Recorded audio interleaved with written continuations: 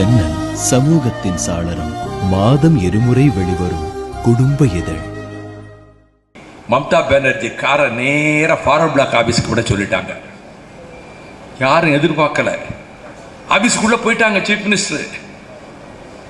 அது வரைக்கும் அவங்க எதிர்முதிரமா இருந்தவங்க அசோக் கோஸோட ரூமை பூட்டிக்கிட்டு 1 மணி நேரம் பேசினாங்க. Discussion with Ashok goes for 1 hour. வந்த உடனே டெக்ளேர் பண்ணாங்க, I am disclosing all the 64 files on Netaji. நான் விசுவாசித்த சொன்னேன்ல, மம்தா பானர்ஜி நம்ம ஸ்டாண்ட் ஆதரிக்கிறது நமக்கு தானே வெற்றி. இன்றைக்கு 64 ஆவணத்தை வெளியிட்டாச்சு. மிச்சம் இருக்கிற 131 ஆவணம் சென்ட்ரல் கவர்மெண்ட் ஏன் வெளியிடலன்னு கேட்கிறாங்க மம்தா பானர்ஜி. சிக்கல்ல மாட்டிக்கிட்டார் நரேந்திர மோடி.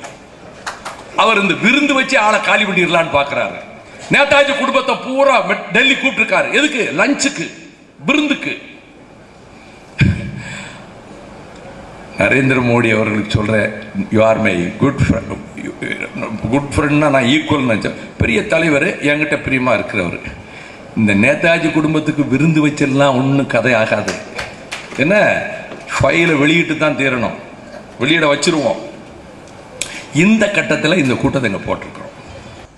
இன்றைய உள்துறை அமைச்சர் ராஜ்நாத் சிங் பாரதிய ஜனதா கட்சியினுடைய பொதுச் செயலாளர் என்ற தகுதியோடு போன வருடம் 117வது நேதாஜி பிறந்த நாள் 2014 ஜனவரி 23 ஒரிசா கட்டாக்கிலே போய் பேசும்போது நேதாஜி பற்றிய உண்மைகளை காங்கிரஸ் அரசு ஏன் மூடி மறைக்கிறது? அது வெளியிடப்பட வேண்டும், நாங்கள் ஆட்சிக்கு வந்தால் வெளியிடுவோம் என்று சொன்னார். இன்றைக்கு அதே அரசு, பிஜேபி தலைமை தாங்குகிற அரசு இந்த பித்தலாட்டத்தை செய்கிறது என்று மத்திய அரசாங்கத்தை கண்டித்து ஒரு அறிக்கை விட்டேன். எத்தனையோ பேர் வெளியிட்டு இருக்கார். நான் ட்ராட்ஸ்கியின் புக்கை வரிவிராம படிச்சவன். எனக்கு லியான் ட்ராட்ஸ்கின் அவ்வளவு பிடிக்கும். அவனுக்கு நிகரான பேச்சாளர் உலகத்திலேயே கிடையாது. லெனின் மிக மிக நேசித்தது லியான் ட்ராட்ஸ்கியை தான், ஸ்டாலினே அல்ல. ஸ்டாலின் இங்க புறம்போக்குகளை பத்தி பேசுறேன்னு நினைக்கிறாங்க.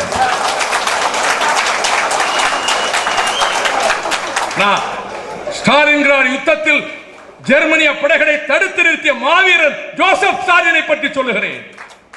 தமிழகத்தின் அரசியல் களத்தை சொல்லுகிறேன்.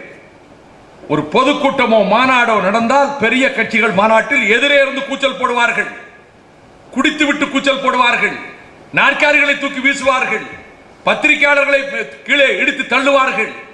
ஒரே கூச்சல் குழப்பமா தான் இருக்கும். அது திமுக மாநாடு இருக்கட்டும், அண்ணா திமுக மாநாடு இருக்கட்டும், கட்டுப்பாடு, ராணுவ கட்டுப்பாடோடு ஒரு கூட்டம் நடக்கிறது என்றால் அது மறுமலர்ச்சி திராவிட முன்னேற்ற கழகத்தின் கூட்டம் மட்டும்தான். அது இன்று வரை நாங்கள் பாதுகாத்து வருகிறோம். வெளியே கொண்டு போ, வெளியே கொண்டு போ, வெளியே கொண்டு போ. அடிக்காத, அடிக்காத, அடிக்காத. வெளியே கொண்டு போ, வெளியே கொண்டு போ. வெளியே ஒண்ணு இல்ல, ஒண்ணு இல்ல.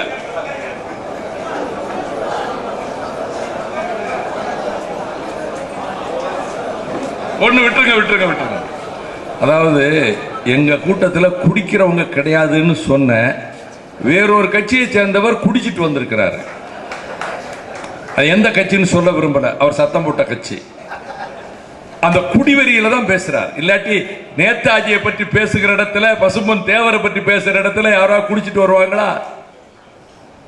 மது அறிந்து விட்டு தான் வர்றாங்க. சில கட்சிகள் மதுவை ஒழிப்பதற்காகவே நாங்கள் பிறந்திருக்கிறோம் கட்சி மாநாட்டில் தான் 4.5 கோடி ரூபாய்க்கு மது விற்பனை ஆயிருக்கு. அவங்க மாநாடு போட்ட இடத்துல அவர் கேட்டார்ல எங்க கட்சி எப்படின்னு. அவங்க கட்சி போடுற மாநாட்டில் 4.5 கோடி ரூபாய்க்கு மது விற்பனை ஆயிருக்கு. எங்கள் இயக்கம் தான் மதுவிலக்கை பற்றி பேசுகிற யோகியது உள்ள இயக்கம் தமிழ்நாட்டில். இந்த இப்ப வந்தாங்களே இது மாதிரி கட்சிகள்லாம் அந்த கூட்டத்துக்கு வருகிறவர்களே ஒழுக்கம் கிடையாது. அந்த கூட்டத்துக்கு தலைமை தாங்கிறவர்களுக்கு சொல்லுகிற தகுதியும் கிடையாது. போராடி இருக்காங்களா?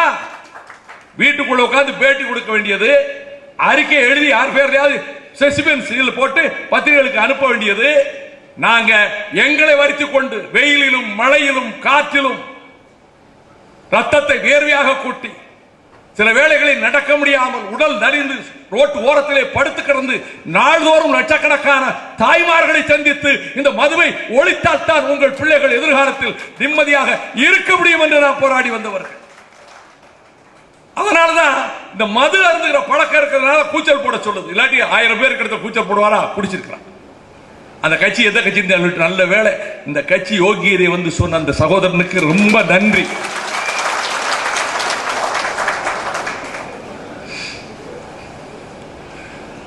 ஐந்து வருடம் மந்திரியா இருந்தாங்க.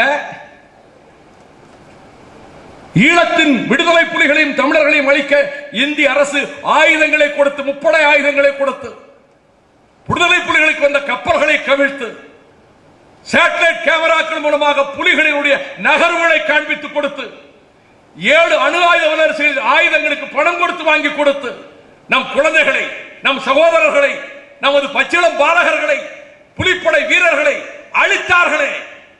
அந்த மன்னிக்க முடியாத துரோகத்தை செய்த அரசாங்கத்திலே பங்கேற்ற கட்சிகள் தான் கலைஞர் கருணாநிதியுடைய திராவிட முன்னேற்ற கழகமும் டாக்டர் ராமதாசுடைய பாட்டாளி மக்கள் கட்சியும்.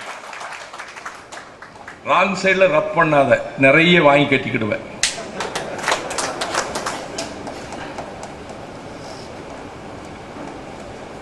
நான் ரொம்ப மெதுவா பேசினேன். வைகோ பேச்சு வழக்கமா இல்லையே. எடுத்த உடனே அதுல ஒரு சீற்றம், புலியின் வேகம், மின்னலின் பாய்ச்சல்லாம் இருக்கு. என்ன செய்யறதுன்னு பார்த்தாரு. நம்ம இப்படி ஏதாவது பண்ணாதான் அண்ணன் பேச்சு ஒழுங்கா வரும் அந்த சகோதரர் செய்துட்டு போயிருக்கிறாரு. அவருக்கு மெத்த நன்றி. இந்த எத்தனை சீட்டு வர, எப்படி எம்எல்ஏ ஆகலாம்?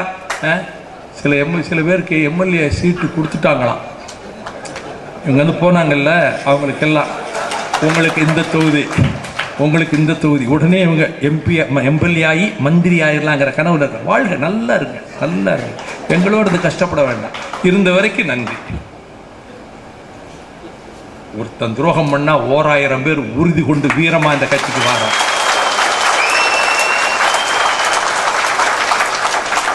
எனக்கு தெரியாம எதுவும் நடக்காது.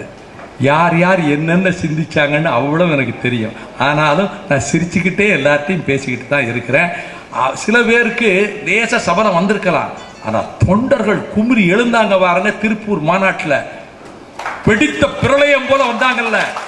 அதனால அந்த எண்ணங்களும் போயிடுச்சு.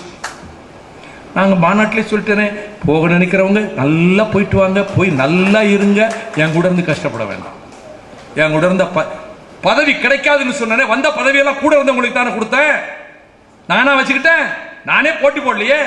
வந்த பதவிகளெல்லாம் பதவி வாங்கினவங்க தான் போறாங்க. எந்த பதவிக்கு இல்லாதவங்க அப்படியே இருக்கிறாங்க. ஆனால் டாக்டர் கிருஷ்ணனும் டாக்டர் சதன் திருமலைக்குமாரும் சிறு சபலமாவது வந்ததா அந்த 2 பேருக்கு? நான் கேட்கிறேன்.